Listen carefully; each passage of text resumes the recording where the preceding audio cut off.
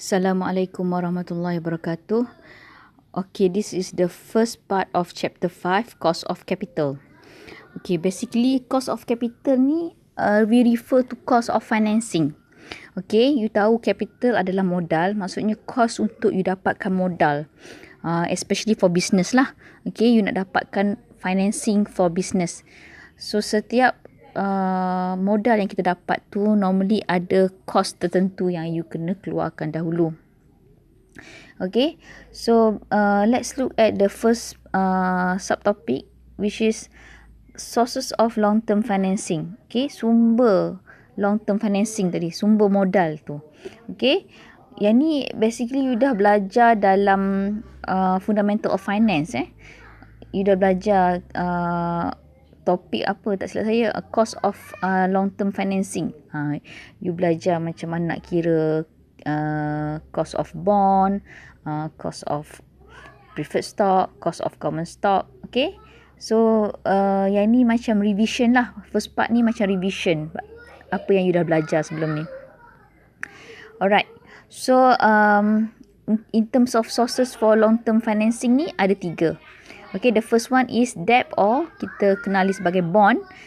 Second one is preferred stock, and the third one is common equity. Under common equity ada common stock dan juga retained earning. Okay, let's look at the difference among the sources of long term financing. Okay, chapter ni page 58 for your information. Okay, kita tengok apakah perbezaan antara ketiga-tiga sources of long-term financing. Okay, the first one in terms of definition. Okay, definition of bond is long-term promissory notes issued by firms. Okay, and then for common stock is referred to ownership. It represent ownership position in the firm. Kenapa kita kita panggil dia sebagai ownership? Okay, because of when you buy stock, okay, you will be regard ataupun you akan dikenali sebagai shareholders ataupun stockholder. Okay, because you own the stock of the company. Okay, bila you own share ataupun stock of the company, you jadi shareholders ataupun jadi owner of the company. Maksudnya bukanlah the only owner, maksudnya you adalah antara investor yang memiliki saham dalam company tersebut. That's why common stock ni represent ownership. Okay, the next one is preferred stock. Preferred stock is hybrid security with fixed dividend but without maturity period. Kenapa dikenali sebagai hybrid security? Okay, because preferred stock ni dia ada ciri-ciri yang menyamai bond dan juga ciri-ciri yang menyamai common stock. Sebab tu dia panggil hybrid. Okay, I bagi contoh senang. Okay, preferred stock, apa yang persamaan preferred stock dengan bond? Okay, both of the securities ni enjoy fixed payment, ataupun kita panggil fixed payment. Sebab apa kita panggil fixed payment? Sebab okay, bond dia punya interest ataupun coupon payment dia adalah fixed. You kena bayar annually ataupun semi annually, wajib bayar, fix dan tetap. Sama juga dengan preferred stock. Preferred stock ni dia punya payment in terms of dividend kan. Okay, dividend untuk preferred stock holder adalah fix juga. Every year, meaning that every year company need to consistently pay the payment ataupun the dividend to their preferred shareholders. Okay, dia mesti consistently bayar dan that payment must be fixed. Okay, itu persamaan antara preferred stock dengan bond. Yang seterusnya ialah persamaan antara preferred stock dengan common stock. Okay, Sebab dia ada ciri-ciri bond, dia ada ciri-ciri common stock juga. Apa yang similar antara preferred stock dengan common stock adalah in terms of form of payment. Okay. Maksudnya bentuk bayaran kepada investor tu. Bentuk bayaran kepada dia punya shareholders. Kalau preferred shareholders dibayar dengan dividen, begitu juga dengan common shareholders. Mereka juga dibayar dalam bentuk dividen. Okay, dua-dua menerima dividen. Okay, so dia menerima bayaran dalam bentuk yang sama, iaitu dividen. Okay, form of payment. Ataupun satu lagi persamaan antara preferred stock dengan common stock adalah in terms of dua-dua tak ada maturity date. Okay, dia tak ada maturity period. Alright. So, sebab tu dikenali sebagai hybrid security. Okay, let's look at the second item. Okay, iaitu par ataupun face value ataupun maturity value. Okay, yang ni semua orang tahulah. Okay, bond dia punya par value ataupun face value adalah RM1,000. Okay, untuk preferred stock is RM100.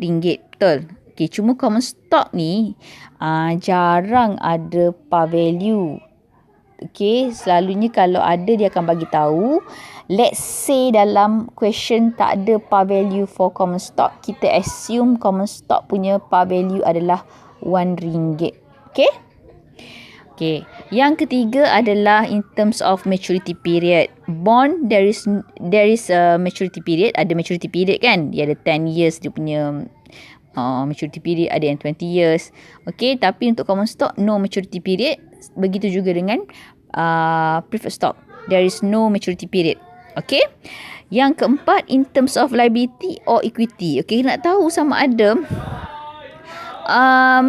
rewards yang diterima ataupun yang dibayar kepada shareholder tadi, yang dibayar kepada investor tadi, adakah suatu liability ataupun equity. Okay, sama ada itu adalah liability, tanggungjawab dia, ataupun equity tu maksudnya hak milik, share. Okay, of course lah kalau bond ialah liability, sebab kita tahu bond tadi kita refer kepada debt. Ni debt. Okay, debt. Okay, so bila debt, of course lah liability. Alright. Okay.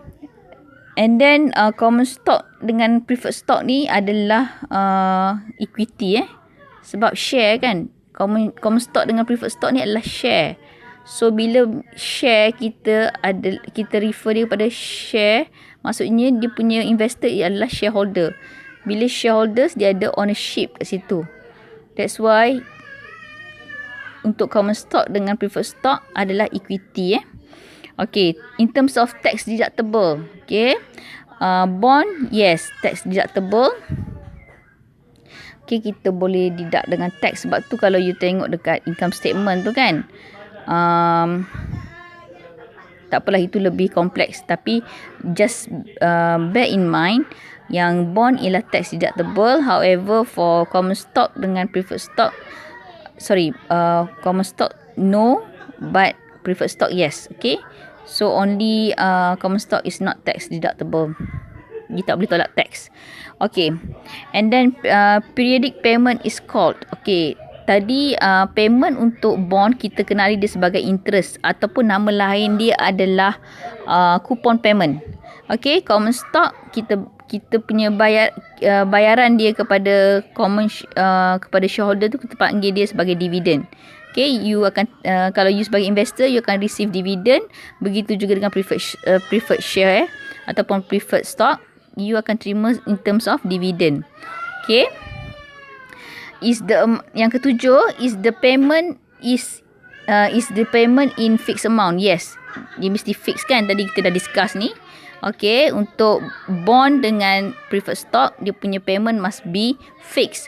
Tetapi untuk common stock tak semestinya. Okay, not necessarily. Okay, sebab apa?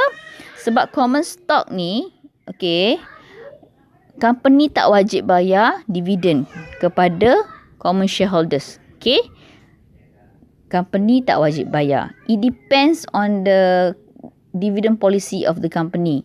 Ataupun BOD akan decide sama ada dia nak bagi tak dividend kepada shareholders mereka. Okay? Alright. So, number 8, is it compulsory for the issuer to pay the periodic payment? Okay. Compulsory maksudnya wajib lah.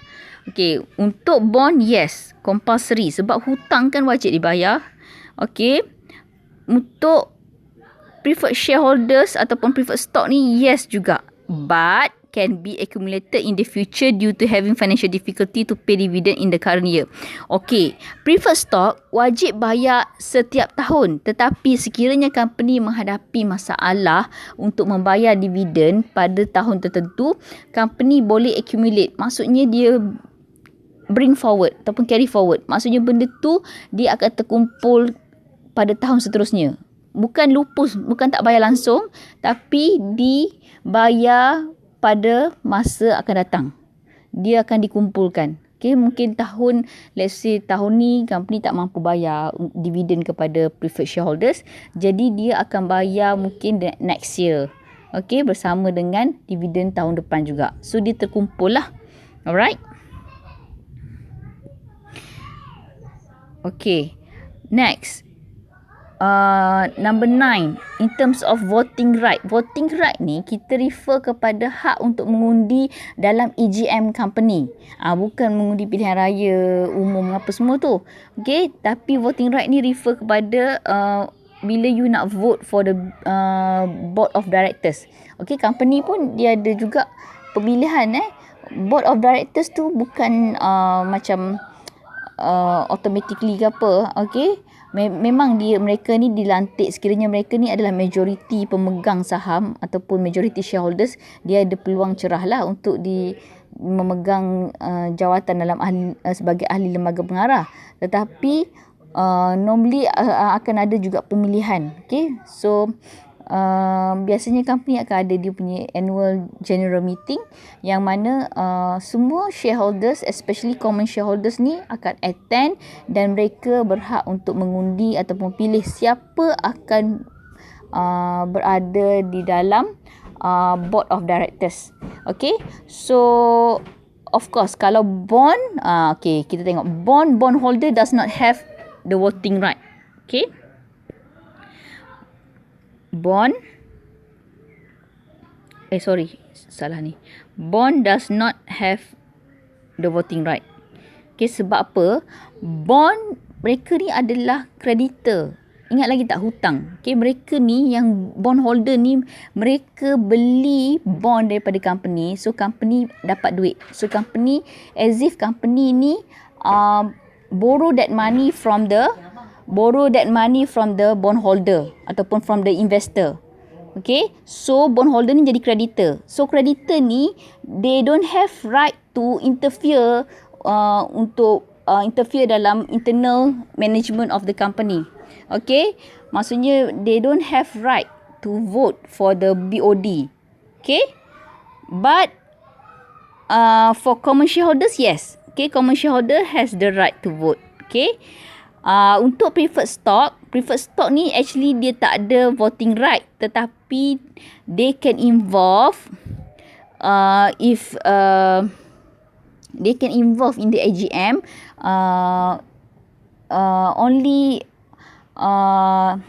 only for the for the sake of their interest ataupun matters yang berkaitan dengan kepentingan mereka.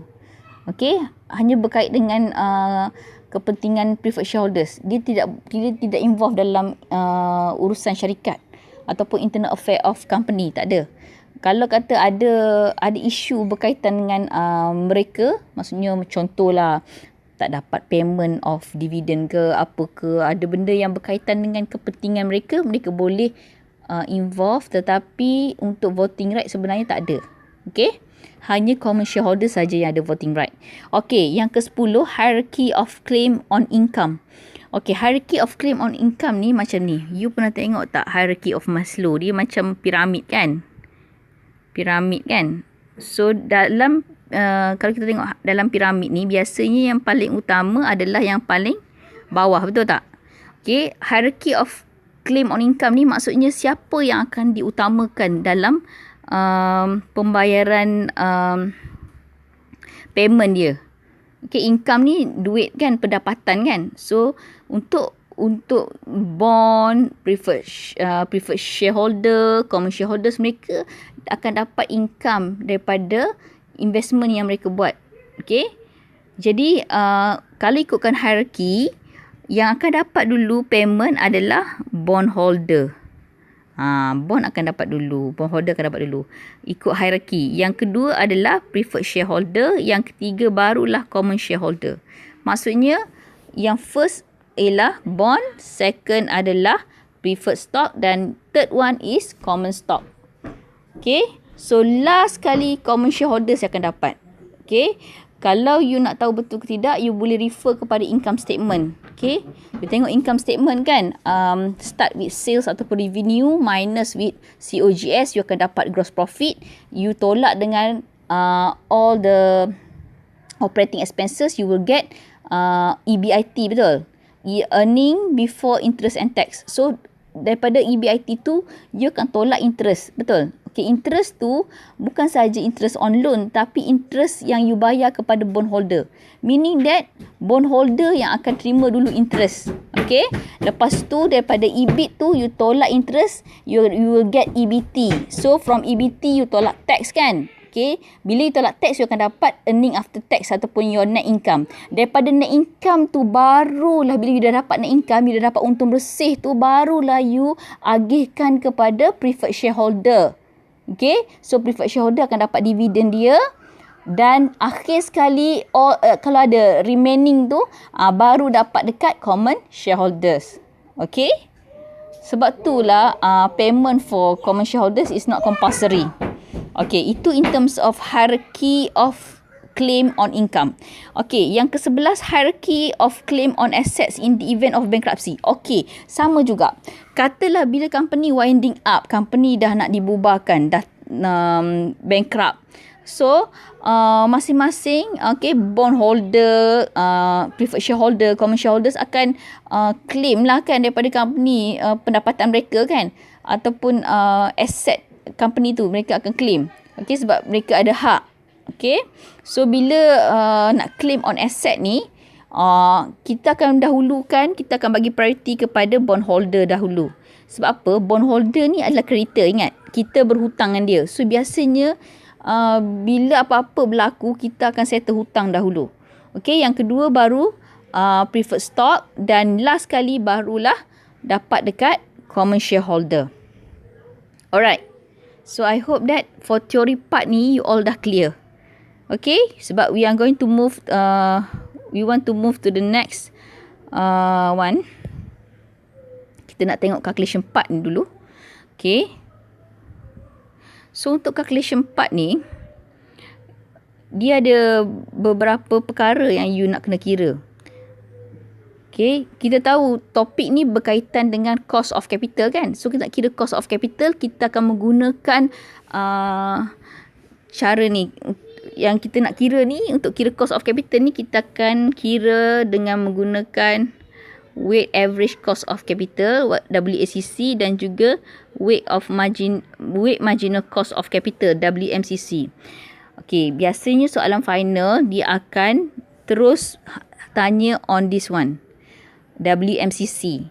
Okay, tapi nak pergi ke WMCC, you kena faham dulu WACC ni. Sebab ini adalah asas kepada WACC adalah asas kepada WMCC. Okey, apa sebenarnya WACC ni? Okey, WACC ni adalah weighted average cost of capital. This is a method used to find the overall cost of financing through the combination of at least two sources of financing, and proportionate weight is assigned to each sources of financing. Okey, ni adalah method untuk you kira kos keseluruhan. Cost of financing tadi. Okay, cost modal you tu secara keseluruhan. Bila you combine paling kurang sekurang-kurangnya 2 sources. Kita ada 3 sources kan, yang I dah discuss dengan you, ada 3 sources kan. Okay, sekurang-kurangnya at least 2 sources. Bila you combine 2 sources tu, you nak kira overall cost. Sebab setiap satu sources of financing tu, each source of financing tu ada cost dia. Jadi WMCC ni kita nak kira secara overall. Kita nak tahu cost secara keseluruhan bila you menggunakan at least 2 sources of financing. Okay, you dapatkan fund tu melalui sekurang-kurangnya 2 ataupun 3. Okay, so kita nak kira overall tu, biasanya kita akan kira juga weight dia. Okay, maksudnya weight ni kita refer kepada berapa banyak you gunakan sources of financing, setiap satu sources of financing tu. Contohnya, kalau katalah you guna separuh modal you datang daripada issuing bond, separuh lagi daripada issuing common stock. So, bila separuh-separuh, maksudnya 50% from bond, another 50% is from common stock. Jadi, dia punya weight dia untuk bond adalah 50%, weight untuk common stock ialah 50%. Boleh? When we talk about weight tu, kita nak tahu dia punya portion dia lah. Okay? Berapa banyak kita ambil daripada sources ni, berapa banyak kita ambil daripada sources lagi satu. Alright? So, tujuan ni ialah untuk kira overall cost tadi, WACC. Okay, apa pula WMCC? WMCC ni ialah weight marginal cost of capital. Okay, WMCC is a method used to find the cost of capital when an additional amount of capital is raised. Okay. Lender may increase the cost of debt when the debt amount exceeds certain limit. Dia macam ni. Okay, you mungkin dah decide, okay, you nak dapatkan modal daripada common stock ke, preferred stock ke, ataupun bond kan. So mungkin you combine ketiga-tiga sekali untuk dapatkan amount yang you nak tu. Okay, itu betul. Tapi let's say along the way tu you perlukan additional amount lagi, tak cukup lagi. So you kena tambah lagi. You kena tambah lagi amount of capital kan yang you nak tu kan. So saya bagi contoh yang mudah. You buat pinjaman dengan bank kan. Katalah you pinjam pada asalnya ialah 1 million. Okay, pinjaman 1 million, bank tetapkan interest dia, mungkin interest, let's say lah, ni contoh okay, 1 million loan, you punya interest adalah 10%. Okay, suddenly project you tu memerlukan lagi amount yang lebih daripada 1 million. So you nak pinjam lagi. So when you want to get additional amount tadi tu, mungkin katalah sekarang ni you nak pinjam another 2 million.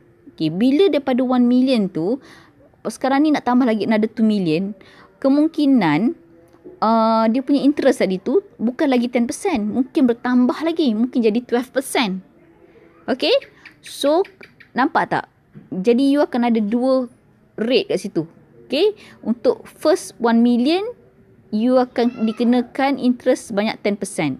Okay, when exceed 1 million, bila dah exceed 1 million tu, kemungkinan you punya, okay, bank tu tetapkan, okay, lebih pada 1 million, you punya interest sekarang ni, cost yang you kena bear untuk pinjaman tu ialah 12%. Okay, interest yang you bayar ke atas loan yang you buat dengan bank tu, itu dah cost of capital. Cost yang you kena bayar. You dapatkan modal daripada bank, tapi you kena bayar interest kepada bank kan. So interest tu adalah cost of capital. Contoh, saya bagi contoh. So bila melibatkan additional amount dan juga ada additional cost, that's why kita guna method WMCC. Okay, so this is the purpose of WMCC. So kita tengok WMCC is actually WACC. Okay, applicable to the next of the total new financing.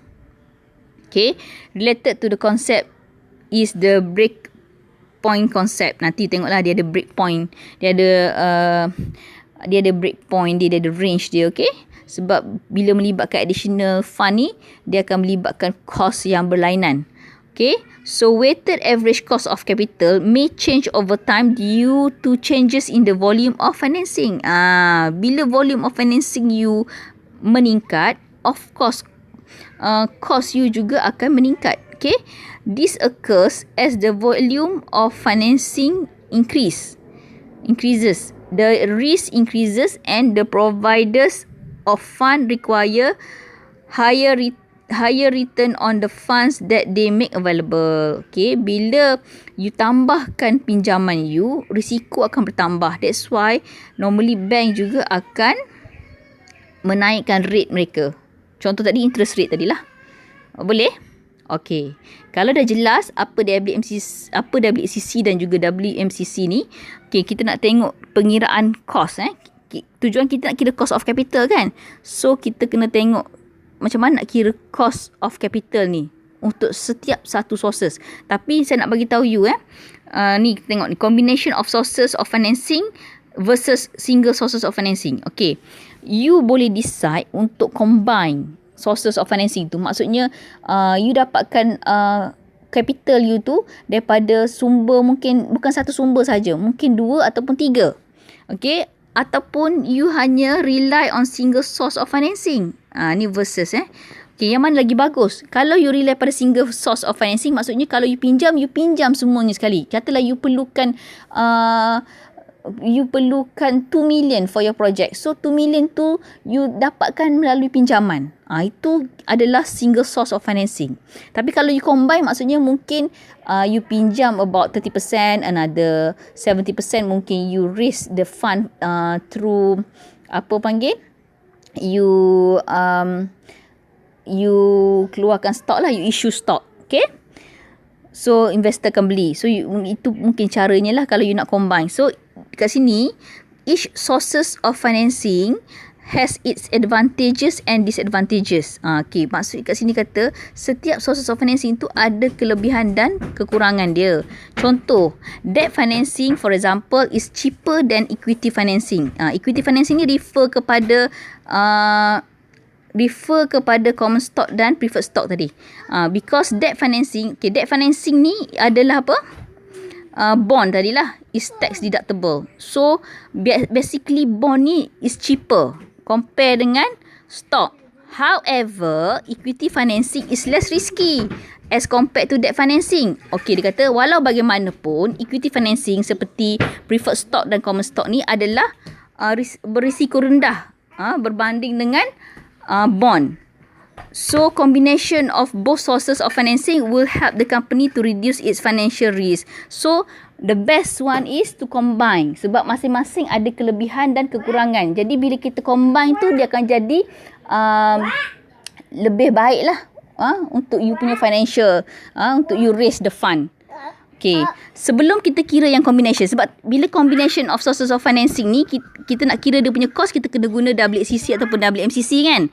Okay, before we go to WMCC ataupun WACC tadi, kita tengok dulu macam mana nak calculate cost of each sources of financing. Okay, you kena tahu nak kira satu-satu, one by one, macam mana nak kira bond. Okay, you nak kira bond macam mana? Bukan nak kira bond, nak kira cost of bond. Okay, kalau you decide untuk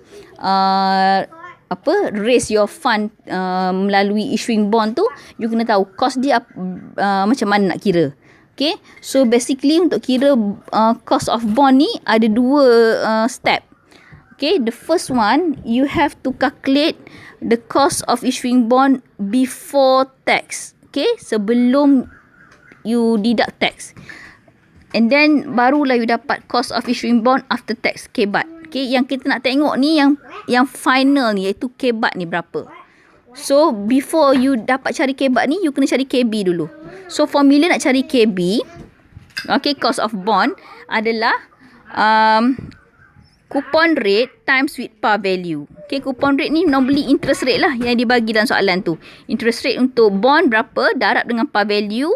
Okay, you have to plus with par value minus SP tu refer to selling price minus with flotation cost. Okay, so dalam kurungan tu selling price deduct flotation cost dulu, barulah par value tolak dalam kurungan tu. Okay, divided by N. N ni adalah number of years, maturity period dia. Okay, berapa? 10 tahun ke, 20 tahun ke? Okay.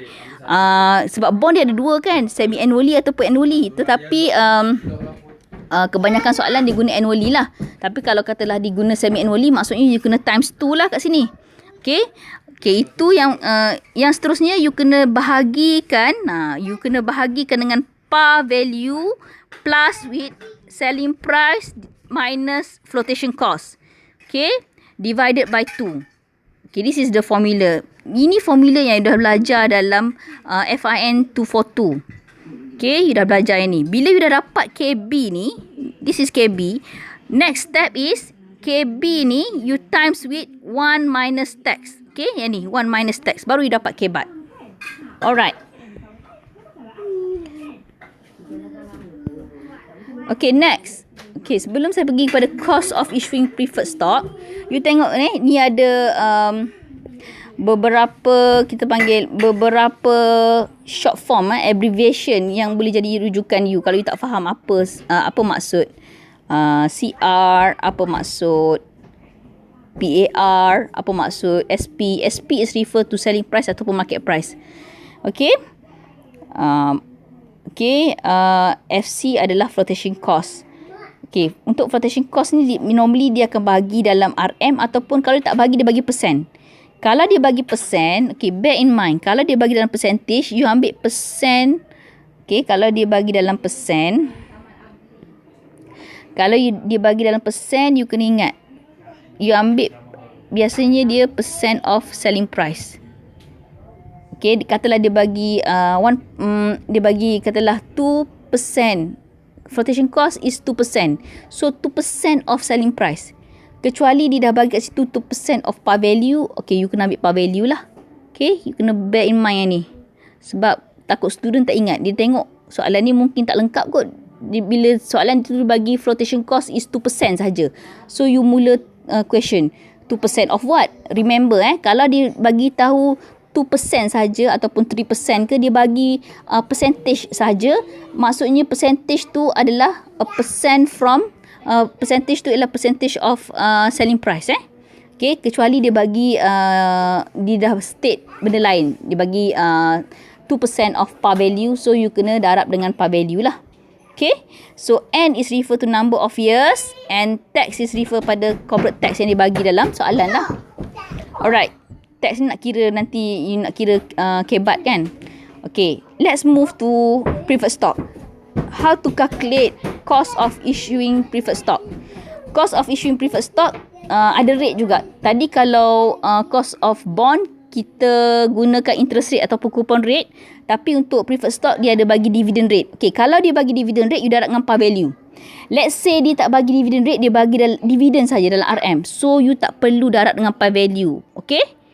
Okay, ini adalah bila mana dia bagi dalam rate. Bila dalam rate, you kena darab dengan par value baru you dapat dalam RM. Alright, bahagi dengan selling price minus flotation cost. Okay, so again, ini adalah dia punya ni lah. Ini adalah dia punya explanation. Dia punya explanation apa maksud-maksud term-term tu. Okay. Sama juga flotation cost ni normally kalau dia bagi percentage, kita akan refer kepada selling price. Okay. Tapi kalau dia state benda lain, contohnya tadi saya bagi tahu tadi, kalau dia bagi percentage, contoh 3%, so 3%, katalah dia bagi 3% of par value, jadi you kena darab dengan par value ataupun face value. Okay. Okay, notes ni. Ni penting ni notes ni. Kadang-kadang selling price pun dia tak bagi berapa selling price dalam soalan. Kalau dia bagi dalam RM berapa-berapa selling price, okey lah, Alhamdulillah lah, you terus dapat kira. Tapi kadang-kadang soalan tu dia tak bagi direct berapa selling price you. Dia just mention selling at premium. Okay, bila selling at premium, meaning that that selling price is more than par value. Tapi how much? Maksudnya banyak mana dia lebih daripada par value? Kita tahu par value untuk Untuk preferred stock is RM100. Okay, untuk bond is RM1,000. So normally soalan yang macam ni dia akan bagi percentage juga. Okay, contoh saya bagi contoh.